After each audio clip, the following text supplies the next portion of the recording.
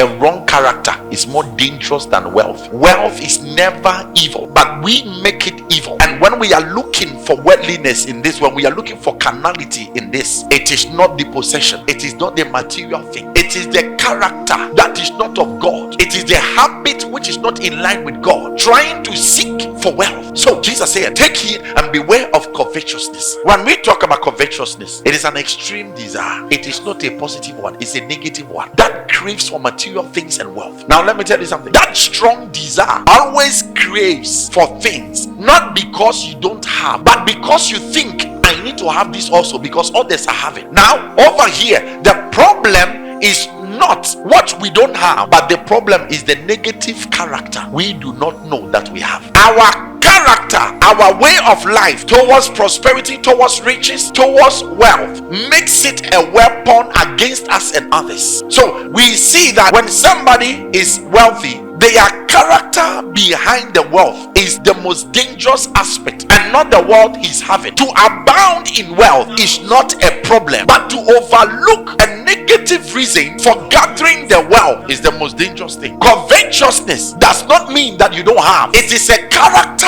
of greed. It makes you greedy of every and anything that you see. It is not that you don't have one. So the problem in here is not the material things. The problem is the character in the man craving for the material things. There are a lot of us, even in the pulpit, our pastors do say this. When somebody is having cars, fleet of cars, mansions, we often tag this person to be carnal and worldly because he's having the possession. Worldliness is not the acquisition of possessions. Worldliness is the acceptance of a system that is not in agreement with God. Accepting a system whose aim does not concur with God's. So worldliness is not the possession. If we define worldliness based on a man's possession, we're going to make a mistake, because what possesses a man is what makes a man, not what the man possesses. So one thing is this: always the things that possesses you are your possessors. So the man with the possession is not the man in trouble, but the man who is possessed by his possession is the man in trouble. So there are people who might not have these material things, but they are craving for them is more than a man who is having it. So there are people, when they don't have anything, they think they are spiritual. No, let's check your obsession. If it is not like the possession others are having, then you are clean. Sir, esibinu wa winya na wonye nyamenemba onu wonye sunsumofo won sunsun konkro ntu wo mu a yenhwe wa kondo yenhwe ba wakoma predo benya said dem nyama na nkofo no won krupo nka wo da anu ye better than them. The fact that you see somebody driving an expensive car, living in a mansion,